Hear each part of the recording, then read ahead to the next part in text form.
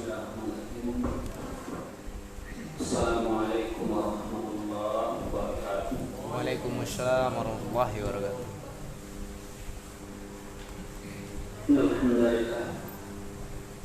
Nahmaduhu wa nasta'inuhu wa nastaghfiruh. Wa na'udzu billahi min shururi anfusina wa sayyiati a'malina.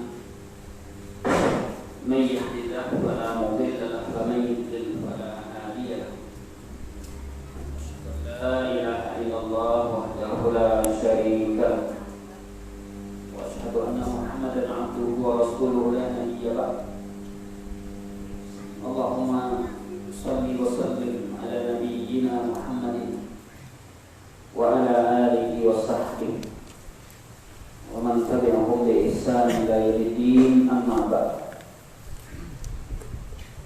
Bapak Ibu yang dirahmati dan dimuliakan Allah Subhanahu wa taala, kita bersyukur kepada Allah pada malam hari ini dengan nikmatnya kembali Allah Subhanahu wa taala mengumpulkan kita dalam rangka untuk tujuan yang mulia, yaitu mempelajari kalam Allah dan sunnah Rasulullah SAW, mempelajari al-fiqhu fiddin, adalah memahami agama. Memahami agama wajib bagi kita sebagai seorang muslim. Bagaimana kita paham akan amaliyah sehari-hari yang kita lakukan, maka tentu dengan mengkajinya, dengan menelaahnya dan bahasnya, maka kita bisa paham terhadap amaliyah sehari-hari. Dan salam tak lupa kita untukkan kepada Nabi kita Nabi Muhammad sallallahu alaihi wasallam sebagai uswah kita dan panutan kita.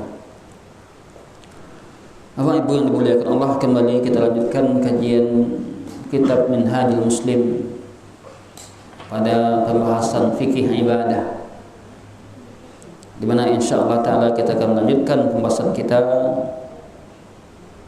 lanjutan pada minggu yang lalu. Mungkin saya ingin tanya kepada jemaah, Bapak Ibu sekalian, masih ingatkah kita apa pembahasan kita pada minggu yang lalu? Ya? Ya, adab saat buang hajat. Apa saja adab-adab kita dalam buang hajat? Buang hajat ini adalah rutinitas yang kita lakukan, kan, tapi sering terlupakan kita adab-adabnya. Telah kita jelaskan adab-adab tersebut, ya. Seorang yang ingin buang hajat mencari tempat yang jauh dari keramaian. Itu dahulu di saat tidak ada WC, maka orang mencari tempat yang jauh dari keramaian, tidak dilihat oleh orang banyak. Karena buang hajat itu adalah aib, celah, maka perlu ditutupi, perlu tidak dilihat dan disaksikan oleh orang banyak. Kemudian apalagi adabnya? Yang kedua, tidak menghadap kiblat, ya, tidak menghadap kiblat atau membelakanginya. Kemudian tidak membawa sesuatu yang berbau zikir kepada Allah, Al-Quran atau buku-buku yang situ ada bacaan Qurannya. Nah, boleh kita bawa ke situ. Misalnya kita buang hajat sambil baca buku, kan? Karena ada juga di sebagian tempat, di hotel-hotel, saya pernah pergi suatu tempat. Jadi di WC-nya itu ada majalah, ada buku majalah. Kira boleh nggak itu kita sedang muhajat baca juga? Ini tidak ada adab kita muhajat. Kemudian mendahulukan kaki kiri kita, ya, ketika kita masuk dan kita keluar, kita dahulukan kaki kanan kita. Ketika kita masuk WC, buang hajat itu apa yang kita baca? Doanya, Allahumma inni Bismillah, Allahumma inni a'udzubika minal khubuthi wal khaba'ith. Kira-kira dia ada baca doa. Sebagian ada, sebagian tidak. Tapi sering lupa, nak. Ya, sering lupa. Inilah yang perlu kita biasakan. Perlu dibiasakan terus. Banyak ilmu-ilmu ini yang kita pelajari, tapi terutama yang sunnah-sunnah ini, tapi sering terlupakan. Karena pertama juga jarang dikaji, jarang dibahas. Jadi umat tidak diingatkan sehingga lupa. Terus kayak masuk masjid inilah. Kadang-kadang kayak itu awallah malah masuk masjid saja. Padahal kaki yang terlangkahkan tadi tidak ingat kita kaki apa yang terlangkahkan. Kemudian dalam baca doanya, doa masuk masjid, keluar masjid, padahal ada aturannya, ada ajarannya, ada petunjuknya. Tapi sayang ini terlupakan. Segala sesuatu sudah diajarkan adab-adab itu. Tidak ada yang luput dari adab. Itulah agama Islam, din, agama yang sempurna. Kemudian, ya, di antara adab adalah tidak menghadap ke arah kiblat, tidak membelakanginya. Kemudian di antara adab adalah tidak melakukan buang hajat, apa itu kencing atau buang air besar di tempat-tempat keramaian, ya, atau di tempat duduknya orang, atau di tempat berteduhnya orang di bawah pohon. Ya, meskipun dia buang hajat di situ, orang tidak ada, tapi karena orang di situ tempat berteduhnya, tidak boleh buang hajat di situ. Termasuk juga di lubang-lubang semut, lubang semut buang hajat. Nanti semut itu kebanjiran, karena tersakiti. Maka berhati-hatilah kita, jangan sampai kita melakukan itu. Kemudian tidak bicara ketika buang hajat, baik bicara dengan orang secara langsung atau bicara dengan HP. Kan HP bicara juga kan? Ya, nak bicara. Jangan diladani. Oh, saya sedang buang hajat. Jangan diladani. Karena adab kita, karena ini adab adanya. Tidak ada tempat-tempatnya kita bicara itu, ada tempatnya kita diam. Ya. Wah, ibu yang dimuliakan Allah, berkat bicara saja tidak boleh, apalagi merokok. Ada orang ketika buang hajat merokok di situ. Ya. Wa na'udzubillah min dzalik. Tambah tidak beradab lagi. Bicara saja tidak boleh, apalagi merokok. Baik, itu tadi itu yang kita bahas pada minggu kemarin. Karena masuk ke lanjutan pembahasan kita, yaitu masalah istijmar dan istinja. Istijmar dan istinja. Apa itu istijmar? Istijmar adalah, ya, kalau istinja taharah dengan menggunakan air, itu namanya istinja. Buang hajat dengan menggunakan air, baik itu buang hajat, buang air kecil atau buang air besar dengan menggunakan air, namanya istinja. Ya. Kemudian istijmar adalah menghilangkan hadas, yaitu dengan bukan dengan air tapi dengan batu, ya, istijmar, atau dengan daun, itu namanya istijmar. Di istilah istijmar adalah penggunaan untuk taharahnya dengan batu atau dengan daun. Yang istinja adalah dengan air. Adapun yang berhubung dengan istijmar dan istinja ini, yang pertama di sini adalah bahwa alla yastajmir bi'azmin aw rawthin, seorang tidak beristijmar yaitu dengan tulang, ya, atau kotoran hewan. Tidak boleh menggunakan istijmar, ya, dengan tulang atau kotoran hewan. Ini berdasarkan hadis Nabi sallallahu alaihi wasallam, la tastajmiru birrawthi wala bil izam. Janganlah anda beristijmar dengan ar-raws, ya, dengan kotoran binatang, atau dan jangan pula dengan tulang, menggunakan tulang. Kenapa demikian? Fa innahu zadu ikhwanikum minal jin. Sungguhnya, ya, ar-raws, ya, tulang tadi, kotoran hewan itu adalah makanan saudara kalian di kalangan jin. Ikhwan minal jin, ya, saudara di kalangan jin. Saudara kalian di kalangan jin. Ya, jin juga saudara kita, tapi di kalangan jin. Itu makan mereka adalah tulang dan kotoran hewan. Makanya jin juga bersarang di tempat-tempat kotor, di WC, ya, di sampah-sampah. Hingga kita pernah mendengar orang yang suka main kotor, ya, akhirnya sakit.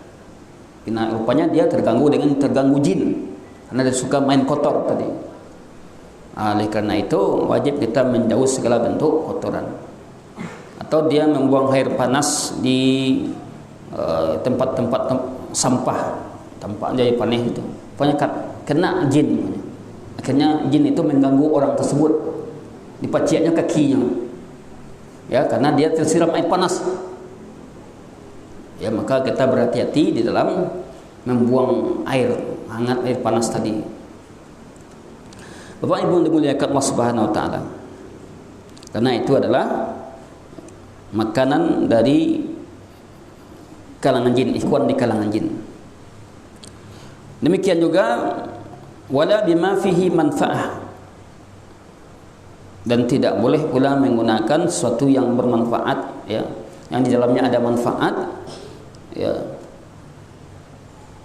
seperti warak, kertas tidak digunakan untuk beristinja atau istijmar. Yang wala bima kana da hurmatin, demikian juga beristijmar tidak dengan sesuatu yang di situ dia mengandung hurmah, mempunyai kehormatan, seperti makanan, menggunakan makanan untuk istijmar. Kenapa demikian? Karena akan terlalaikan manfaatnya tidak didapatkan lagi, karena makanan untuk dimakan kemudian disalahgunakan. Wa ifsadu, dan akan merusak kemaslahatan, dan ini adalah haram. Kemudian yang berikutnya adalah di antara hukum yang berhubungan dengan istijmar dan istinja ini, alla yatamassah aw yastanji bi yamini. Seorang yang ingin beristinja, ya, tidaklah dia mengusap atau beristinja dengan tangan kanan. Istinja harus dengan tangan kiri. Cebok tidak boleh dengan tangan kanan. Itu maksudnya. Cebok tidak boleh dengan tangan kanan, tapi dengan tangan kiri. Kenapa? Ya, memang agama kita sudah menempatkan sesuatu itu pada tempatnya. Tangan kanan itu dipakai untuk kebaikan-kebaikan, tangan kiri untuk dipakai untuk sesuatu yang, ya, mengandung kekotoran, ya, atau untuk sesuatu yang sifatnya, ya, aib, ya. Makanya kita cebok dengan tangan kiri, bukan dengan tangan kanan. Di dalam hadis Nabi mengatakan, la yamassa ahadukum dzakaruhu biyamini. Janganlah salah seorang kalian, ya, mengusap, ya, zakarnya dengan tangan kanannya. Wa huwa yabul, sedangkan dia kencing, lalu digunakan tangan kanan untuk kencing. Wala yatamassak minal khala' bi yaminih, jangan pula dia mengusap dari buang hajat, buang air besar dengan tangan kanan. Tangan kanan ini suatu kemuliaan, untuk suatu yang mengandung kehormatan. Kalau kita memberi dengan tangan kanan, menerima dengan tangan kanan, ini bagian adab. Kanan juga berfungsi untuk memasang sesuatu yang baik-baik. Contohnya kebiasaan kita kalau pakai jam di mawalatan, kiri yang sunnahnya, ya, bukan haram di kiri ini, tetapi yang sunnahnya pakai jam itu dengan tangan kanan. Itu juga cincin, tidak kita pakai di tangan kiri kita. Sampai ke situ darinya. Pembahasan ini banyak dapat serobok lewat, dan jarang dikaji orang. Rata-rata kita lihat orang memakai jamnya dengan tangan kiri. Maka yang sebaiknya dan lebih afdal, bukan haram di sini, yang lebih afdal adalah letakkan itu di tangan kanan kita untuk menghormati tangan kanan kita. Fungsinya masing-masing tadi sudah ditetapkan dalam agama kita. Kemudian an yaqta al-istijmar ala witrin, melakukan istijmar itu atas, ya, ukuran ganjil, tiga kali atau 5 kali ganjil, ya. Ini adalah sunnahnya dalam istijmar tadi. Seorang beristijmar dengan 3 kali. Apabila 3 kali itu belum bersih lagi, maka jadikan 5, ya. Istajmar bil khamsin. Ini berdasarkan hadis Nabi sallallahu alaihi wasallam. Ini berdasarkan hadis Nabi, ya. Bukan kita kira-kira aja. Karena persoalan ini adalah persoalan sunnah-sunnah. Jika sunnah-sunnah ini, ya, memang ada patokan kita, Nabi yang menganjurkan demikian. Ini sunnah tadi, ya. Apa dalilnya? Nahana Rasulullah sallallahu alaihi wasallam an nastaqbilal qiblah bi ghaitin aw baulin. Nabi sallallahu alaihi wasallam melarang kita untuk menghadap kiblat, ya, dalam ketika buang hajat besar atau buang hajat kecil. Au an nastanji bil yamin, atau Nabi melarang beristinja, ya, dengan menggunakan tangan kanan, ya. Au nastanji bi akal min thalathah ahjar, atau beristinja kurang dari 3 kali. Berarti 2 kali, sekali 2 kali. Berarti 3 kali. Kurang dari itu dilarang oleh Nabi. Au nastanji bi raji' au azmin, atau beristinja dengan kotoran hewan atau dengan tulang. Ini Bapak Ibu yang dimuliakan Allah Subhanahu wa taala, persoalan istijmar tadi, ganjil menggunakannya.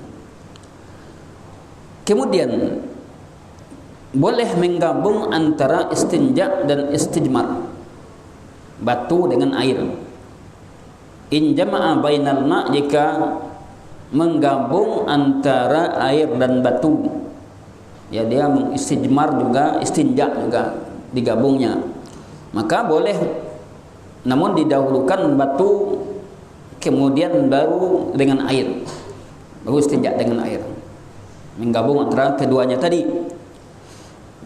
Demikian juga boleh juga salah satu dari keduanya, mencukupkan dengan istinja saja, ya boleh, atau dengan istijmar. Apabila salah satu dari keduanya, maka yang lebih bagus itu adalah al-atyab, yang lebih baik adalah dengan air, istinja, ya. Kalau bila kita boleh memilih mana yang istijmar dan istinja, maka beristinja kita lebih utama. Ini berdasarkan hadis Aisyah radhiyallahu anha, murna azwaja kunna, kami perintahkan istri-istri Nabi, ayastatibu bil ma' fa in istahyitum, fa inna Rasulullah sallallahu alaihi wasallam kana yaf'aluhu, bahwasanya kami diperintahkan oleh Nabi untuk melakukan istinja dengan air dan mendahulukan itu, yastatib, menganggap ini baik mendahulukannya dengan air jika kalian tidak malu. Karena Nabi sallallahu alaihi wasallam melakukan hal demikian. Bapak Ibu yang dimuliakan Allah Subhanahu wa taala. Kemudian apabila seseorang sudah selesai ya dari istinja atau istijmar, maka keluar dari WC, an yuqaddim, hendaklah seseorang mendahulukan kaki kanannya. Jadi selesai seorang itu istinja atau istijmar atau buang hajat, lalu mereka keluar WC, kaki apa yang didahulukan? Kaki kanan. Ya, ini perbuatan Nabi sallallahu alaihi wasallam yang sering terlupakan. Memang sering terlupakan. Kita akui. Sering kita lupa, bukan tidak tahu. Ya. Padahal melakukan itu berpahala. Pahala adanya. Mengikut sunnah Nabi. Ya. Ada aturan-aturan mainnya. Tapi sering terlupakan. Kenapa? Jarang dibahas, jarang dikaji, jarang diingatkan kita tentang sunnah-sunnah buang hajat ini. Yang kelihatannya persoalannya sepele, tetapi juga persoalan ini persoalan yang layak kita ketahui, layak kita kaji dan kita bahas. Bahkan Nabi SAW mendengar rintihan azab orang yang tidak bersih dalam kencingnya ketika Nabi melewati dua kuburan. Lalu Nabi SAW menyatakan kepada sahabatnya, fa innahuma la yu'adzabani, sesungguhnya kedua orang itu sudah sedang diazab sekarang. Nabi tahu kan dia terima wahyu dari Allah. Beda dia awak nak tahu apa yang terjadi di kuburan, nak tahu dia awak. Kalau awak tahu yang terjadi di kuburan, dukun dah. Tapi Nabi memang tahu dia diberikan keistimewaan. Fa innahuma la yu'adzabani, sungguhnya dua orang itu sedang diazab. Yang pertama siapa? Nabi mengatakan, wa ma yu'adzabani fi kabir, keduanya tidak diazab dalam perkara besar. Tidak. Bukan masalah besar. Tapi masalah yang pertama adalah ya la yastanzihu minal baul, tidak rapi dalam, tidak bersih dalam cebok tadi. Kencing pun dia mencret ke sini, mencret ke sana, sampai kena baju pakaiannya. La yastanzih minal baul. Kemudian orang yang kedua, yamsi bin namimah, berjalan ke sana kemari, membawa fitnah, tukang adu domba. Jadi orang tukang adu domba, orang ini menjadi penyebab perilakunya itu diazab di kubur. Tukang adu domba, ada si A, ada si B diadu dombanya, sehingga semakin bermusuhan dia.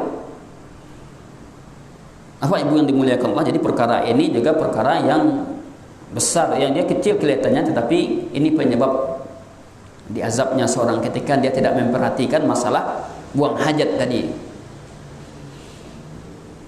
Jadi yang kita lakukan adalah ketika kita keluar dengan kaki kanan kita. Ini perbuatan Nabi sallallahu alaihi wasallam. Kemudian apa yang kita baca ketika kita keluar tadi? Ghufranaka. Ghufranaka. Ada lagi doa yang lain.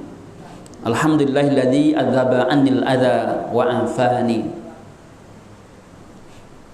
Ghufranaka itu artinya adalah ampunanmu ya Allah. Keluar kita dari WC, kita minta kepada ampunan Allah. Ya. Kalau doa yang lain, yang diriwayatkan dari sini secara hasan, alhamdulillahilladzi adhaba 'annil adza, segala puji bagi Allah yang telah menghilangkan dariku al-adza. Al-adza itu artinya yang menyakiti. Bukankah ketika kita buang hajat, khususnya buang air besar, buang kecil pun kan sakit. Namun Bapak Ibu sekalian, kalau nyulah keluar sadonyo, apa yang terjadi? Bagaimana perut kita? Masya Allah, nikmat sekali. merasakan ketika kita sakit perut, kemudian bebas sudah keluar semuanya, apa yang terasa? Mungkin dia gihna pitih 1 juta nak selama itu rasul. Iya. Dikasih kita uang 1 juta, kemudian dibandingkan kita keluar dari WC tadi, lapangnya perut kita, Masya Allah. Karena di perut itulah sumber penyakit di perut tadi. Kalau perutnya nyaman, yang lain akan ikut nyaman. Maka bersyukurlah kita orang yang lancar buang hajatnya, lebih dari uang banyak. Jadi itu doa yang diajarkan Nabi, alhamdulillahilladzi adhaba anil adha wa afani. Segala puji bagi Allah yang menghilangkan dariku al-adha, yang menyakiti, wa afani, dan Dia telah menyembuhkan aku. Berarti adalah ketika kita di dalam WC itu kita sakit, masih dianggap sakit. Kalau ini wa afani, memberikan aku afiat, al-afiah, kesehatan. Maka bersyukurlah kita ketika Allah masih mudahkan kita dalam buang hajat tadi, dan banyak bersyukur kepada Allah Subhanahu wa taala. Itu tadi pembahasan kita mengenai ya yang berkaitan dengan adab-adab buang hajat, masih berkaitan dengan buang hajat. Berikutnya adalah masuk kita kepada bab tentang al-wudu, berwudu. Masuk kita bab tentang berwudu lagi. Setelah buang hajat, adab-adab buang hajat selesai, maka berwudu. Jelas setiap hari kita berwudu. 5 kali kita salat, 5 kali kita berwudu. Belum lagi salat yang lain, salat sunnah, ya. Oleh karena itu, maka kita wajib mengilmui tentang masalah wudu ini. Yang pertama adalah bahwa berwudu itu disyariatkan. Syariatkan berdasarkan Al-Quran dan Sunnah. Perintah berwudu itu disyariatkan berdasarkan Al-Quran dan Sunnah. Apabila kita ingin melaksanakan salat, wajib kita berwudu. Ya ayyuhalladzina amanu, auzubillahi minasyaitonir rajim, ya ayyuhalladzina amanu idza qumtum ilas shalah, jika kamu hendak menegakkan salat, faghsilu wujuhakum, basuhlah muka kamu. Ini surat Al-Maidah ayat 6 ya.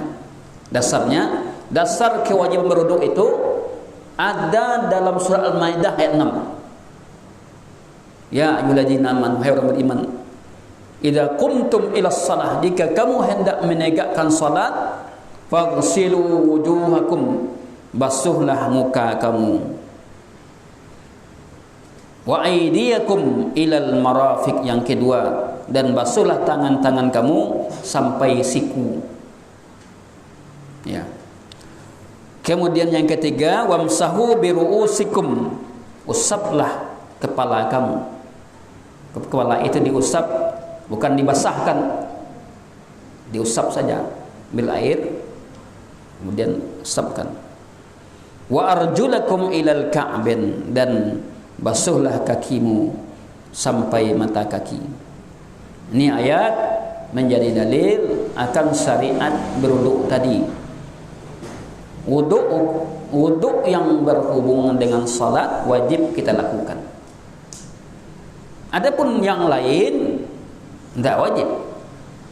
Seperti kita ingin baca Quran, wajibkah kita wudu ketika baca Quran? Tidak wajib, tapi hanya bahagian dari adab saja, untuk agar lebih baik untuk memuliakan Al-Quran. Tapi wudu ketika salat ini wajib, kalau tidak sah salat kita. Tidak sah salat kita. Kemudian dalil berikutnya hadis Nabi tadi Al-Maidah ayat 6. Apa dalilnya? La tuqbalu salatu ahadikum idza ahdatha hatta yatawadda. Tidak diterima salat salah seorang kalian ketika dia berhadas, hatta yatawadda, sampai dia berwudu tadi. Tidak terima salat kita. Kita ingin salat kemudian ya tidak berwudu, ya dia berhadas, hadas besar atau hadas kecil, kalau hadas besar dengan mandi, ya. Tidak terima salat salah seorang kalian ketika dia berhadas hatta yatawadda, sampai dia berwudu. Sehingga kalau kita lupa kita berwudu sedangkan kita salat, wala lupa berwudu, wala salat. Kemudian 1 jam setelah itu terkena dewa, ambo tadi yun belum berwudu deh. Namun kita yakin kita bisa memastikan kita belum berwudu, maka wajib ketika itu kita ulang salat lagi. Kenapa? Karena kita belum berwudu. Ya, tapi hendaklah dibangun di atas keyakinan. Kalau kita yakin kita belum berwudu, maka kita. Kalau ragu kita, ragu tadi berwudu tidak. Tidak bisa kita memastikan. Maka sebaiknya kita ulang salat kita lagi. Kalau ragu. Tapi kalau kita bisa menguatkan salah satu, ambil yang paling kuat. Ikhwatun fillah, Bapak Ibu yang dimuliakan Allah Subhanahu wa taala. Jadi hadis tadi menjelaskan syariat berwudu, perintah berwudu itu kita lakukan dalam salat. Kemudian adakah keutamaan wudu tadi? Keutamaan wudu. Setiap amal-amal yang kita lakukan itu ada fadilahnya. Kalau fadilah itu didasari dengan hadis yang sahih. Karena fadilatul amal, keutamaan beramal itu ada. Tapi juga banyak keutamaan-keutamaan amal yang hadisnya dhaif, lemah. Ya. Seperti fadailul amal yang dipakai ya salah satu jamaah. Fadailul amal itu dibacakannya. Itu para ulama sudah menyatakan hadis-hadisnya banyak dhaif dan juga banyak yang maudhu, palsu atau dhaif tidak. Maka apabila kita ingin beramal, amalkan hadis-hadis yang sahih, bukan yang dhaif. Bapak Ibu muliakan Allah. Lanjut kita kepada keutamaan berwudu tadi. Yashhadu lima lil wudu min fadilah. Wudu itu ada keutamaannya, banyak hadis-hadisnya ya. Namun di sini dia hanya memukakan beberapa hadis saja. Di antaranya adalah ala adillukum ala ma yamhullahu bihil khataya. Maukah kamu saya tunjukkan sesuatu yang akan menghapuskan kesalahan? Ya. Wa yarfa' bihid darajat, dan yang akan mengangkat derajat. Jadi Nabi sallallahu alaihi wasallam memberikan motivasi kepada sahabat itu dengan bertanya, menimbulkan kerinduan sahabat akan jawaban Nabi. Maukah kamu saya ajarkan, saya sampaikan apa yang menyebabkan itu dihapuskan, Allah hapus kesalahan kamu dan Allah angkat derajat. Ini metode Nabi di dalam memotivasi sahabatnya bertanya. Begitu juga sahabat jika tidak tahu bertanya kepada Nabi. Ini man bertanya ko wa malih. Bertanya ini yang sulit. Kita tidak mau bertanya. Ya, akhirnya kita berada dalam kesalahan. Tidak mau bertanya. Kalau tidak tahu bertanya. Nabi untuk mengajari sahabatnya, dia bertanya pada sahabat atau memotivasi sahabatnya agar sahabat ingin bertanya kepada Nabi. Nah, ini yang dilakukan Nabi sallallahu alaihi wasallam. Qalu, sahabat menjawab, bala ya Rasulullah. Benar ya Rasulullah, kami mau. Ya, tunjukkan kami ya Rasulullah. Apa jawaban Nabi? Isbaghul wudu 'alal makarih. Sempurnakan wudu atas tempat-tempat yang tidak disukai. Ya. Wa kathratul khuta ilal masajid. Kemudian banyak melangkah ke masjid. Wa intizarus salati ba'da shalah. Menunggu salat sesudah salat. Menunggu salat sudah salat, apa maksudnya? Dia salat sunnah, ditunggu salat wajib setelah itu. Ya, menunggu waktu salat. Ini akan menyebabkan dihapuskannya kesalahan. Berarti di sini adalah wudu penyebab dihapusnya kesalahan kita. Tentu kesalahan apa? Dosa-dosa kecil, bukan dosa besar. Kalau dosa besar kita bertobat kepada Allah. Dosa-dosa kecil kita. Apa yang dikatakan dosa-dosa kecil? Dosa-dosa yang tidak ada ancaman laknat neraka, ya, kemudian ancaman tahzir yang jelas, maka itu dianggap dosa-dosa kecil. Seperti kita mendengar perkataan yang tidak bermanfaat, dosa kecil itu. Bicara yang tidak berguna, ya, dosa-dosa kecil. Nah, itu di antara keutamaan berwuduk tadi. Ada lagi hadis lain.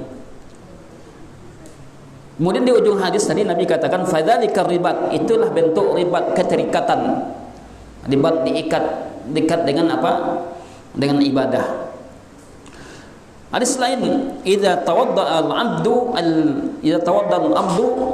al-muslim, jika seorang hamba yang muslim berwudu, awil mu'min atau orang mukmin, faghasala wajhahu, lalu dia membasuh wajahnya, apa yang akan terjadi?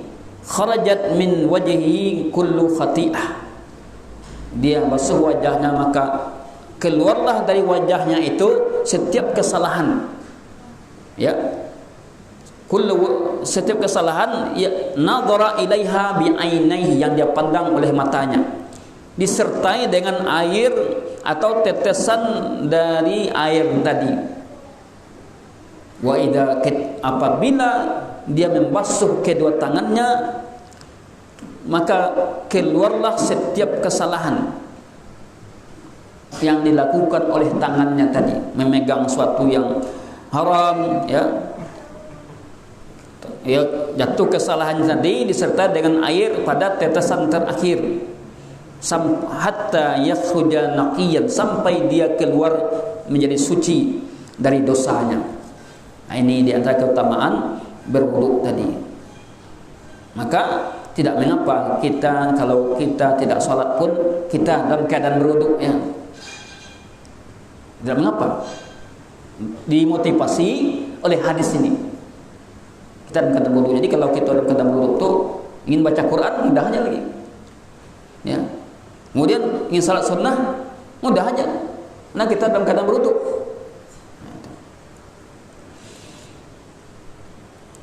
Selagi kita dalam keadaan berwudu, memudahkan kita untuk beramal dan beribadah kepada Allah Subhanahu wa taala. Berikutnya adalah fardu wudu. Berapa menit lagi orang azan? 10 menit lagi. 5 menit lagi kita mengaji, 5 menit lagi pertanyaan. Fardu wudu. Jadi di dalam fikih kita bisa menemukan kata-kata fardu atau rukun. Kemudian ada kata-kata syarat, ada sunnah-sunnah. Kenapa ada pembagian ini? Apakah ada di masa Nabi pembagian-pembagian seperti itu? Tidak ada. Pembagian itu tidak ada, tetapi apa gunanya dibagi? Untuk menjelaskan kalau terjadi kesalahan, kekeliruan, apakah batal atau tidaknya, itu fungsinya. Kalau yang fardu ditinggalkan, yang rukun ditinggalkan, batal. Kalau yang sunnah ditinggalkan, tidak batal. Itu gunanya tadi, pembagian-pembagian tadi dilihat dari dalil, ya. Sama dengan ilmu nahwu tidak ada zaman Nabi itu, ilmu bahasa tidak ada zaman Nabi itu. Namun ketika Nabi sudah wafat, ketika diperlukan dalam membaca bahasa Arab itu harus ada barisnya, maka perlu belajar ilmu nahwu dan sarf, ilmu nahwu untuk mengetahui baris tadi. Begitu juga ilmu tajwid. Masa Nabi tidak ada ilmu tajwid, orang langsung mendengar. Tetapi karena banyak kesalahan dalam baca Quran, maka ada ilmu tajwid. Nah, inilah fungsi ilmu tadi. Itu gunanya ilmu-ilmu yang dibuat oleh ulama, disusun belakangan untuk mengatur. Nah, demikian juga ada istilah rukun atau fardu, ada istilah sunnah untuk membedakan tingkat pentingnya. Maka kalau rukun kita tinggalkan, batal. Kalau kita tinggalkan dengan sengaja batal. Lalu rukun kita tinggalkan, selagi rukun itu masih bisa kita kejar, kita kejar. Contohnya kita salat, tinggal kita baca Fatihah, langsung kepada ayat saja. Takana doa ambil baca Fatihah, balik baca Fatihah balik, hilang, ulang baca Fatihah balik. Tapi kalau tidak kita baca Fatihah, ini khususnya salat sendirian, salat sendiri. Kalau berjamaah boleh dia menyimak. Kalau berjamaah itu kalau bacaan yang jahar. Tapi kalau bacaan rakaat ketiga itu kan masing-masing bacanya. Kalau itu yang tinggal Fatihahnya, ya jelas tidak ditinggalkan dengan sengaja, tidak sah salatnya. Kalau dia sengaja harus dia kejar lagi. Kalau sekiranya ketika ruku, oh anggol baca Fatihah tadi baik, berdiri lagi, diri lagi, ulang, diri lagi baca Fatihah lagi. Nah gitu. Tapi kalau sudah lewat satu rakaat, rukun tertinggal, ia tidak bisa dikejar. Berarti rakaat tersebut tidak sah. Berarti rakaat yang dihitung rakaat berikutnya itu dihitung. Nah, ini Bapak Ibu yang dimuliakan Allah. Jadi fardu wudu itu berniat, ya. Pertama berniat, niat itu di hati. Kita bermaksud untuk berwudu, itulah dia niat. Awak kan dulu beraja, niat itu kan dilafazkan, nawaitu al-wudu'a. Buat dulu beraja sangetek, ya, nawaitu wudu'a. Ini mazhab Syafi'i yang berkembang di negeri awak. Namun bila kita lihat sunnah Nabi, niat itu letaknya di hati. Kalau awak dah tahu awak kabar dua, sudah dianggap kita berniat. Kalau niat itu dilafazkan, alangkah beratnya. Kalau niat itu wajib dilafazkan, alangkah baiknya. Awak satiuk beramal, awak mengicik seorang aja. Mau pergi berdua dulu, mau pergi makan dulu, mau pergi minum dulu. Bukankah kalau orang sudah bermaksud, tidak perlu dia ucapkan, dia sudah tahu apa yang dikerjakannya. Itulah yang niat tadi.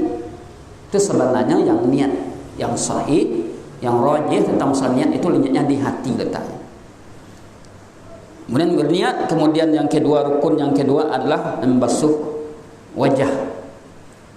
Ya. Dari jidat ini atas kening kita, kening sampai ya ini batasan jenggot ini. Demikian juga dari batas sisi telinga kita sampai ke sini. Itu yang dikatakan wajahnya, wajah tuko. Ya, ini yang dikatakan wajah tadi. Ya, sehingga telinga dekat bagian juga dari wajah tadi. Kemudian membasuh kedua tangan ilal mirfaqain, ya, sampai siku. Jadi dari sini mulai sampai ke sini. Ya. Wa aydiyakum ilal marafiq. Kemudian mashur ra'si, yang keempat mengusap kepala dari jidat tadi sampai ke belakang tengkuk kita di sini, ya. Kemudian nanti dibalikkan lagi, dia cuma sekali sunnahnya, bukan 3 kali. Mengusap, ya, kan membasuh. Kalau basuh basah, mengusap, ya, basahkan tangan kita lalu kita usap. Tidak perlu diambil air lalu dibasahkan, itu membasuh namanya. Mengusap. Jadi bedakan mengusap dengan membasuh tadi. Jadi kepala itu cukup diusap saja. Kemudian yang kelima adalah ghaslur rijlain ilal ka'bain, membasuh dua kaki sampai mata kaki. Wa arjulakum ilal ka'bain. Kemudian yang keenam at-tartib. Tertib itu dari anggota-anggota yang ada secara tertib kita lakukan, mendahulukan yang dahulu, membelakangkan yang belakang. Yang dahulu jangan dibelakangkan. Masuk muka dulu, ya, faksilu wujuhakum, baru tangan, bukan tangan dulu, baru muka. Itu tidak tertibnya. Jadi tertib itu bagian dari rukun. Kemudian yang ketujuh, yang terakhir al-muwalah, berturut-turut, ya. Tidak boleh ada jeda. Umpama kita ketika kita basuh muka, timbul masuk telepon dulu, muka lah terbasuh, telepon kan muka baru kan. Ini tidak boleh. Atau kita basuh muka, berhenti wak sebentar, muta je kawan. Kan baru muka ini. Faksilu wujuhakum. Terhenti karena kita bicara dengan orang lain. Ya, maka ini tidak boleh. Kecuali kalau terhentinya ada sebab yang ada uzur. Contoh terhenti dia wak batuk. Ya, batuk wak. Maka kita meludah dulu, itu tidak mengapa. Sebatas terhenti yang ringan, ya. Maka itu dibolehkan. Jadi berturut-turut, ya. Tidak ada pemisah waktu, karena ibadah itu kalau sudah dimulai tidak boleh dihentikan. Waklah berdua apa? Tiba-tiba pergi keluar sekali. Lalu selesai dia berdua. Keluar kemudian kita sambung lagi. Ini tidak boleh. Wajib berturut-turut kita lakukan. Maka ini bagian dari rukun, sehingga memutuskan ibadah yang telah kita lakukan sebelum selesai dilarang. Wala tubtilu a'malakum. Jangan kamu batalkan amal-amal kamu dengan menghentikan perbuatan tadi. Nah, itulah dia beberapa rukun yang wajib kita lakukan. Apabila rukun ini tinggalkan, batal wuduk kita. Ya. Dengan sengaja batal, kalau tidak sengaja kita ulang lagi. Wallahu a'lam bissawab. Sekian saja pembahasan kita, mudah-mudahan manfaat kaji kita pada malam hari ini. Insyaallah dalam waktu kita lanjutkan dengan sunnah-sunnah wudu. Assalamualaikum warahmatullahi wabarakatuh.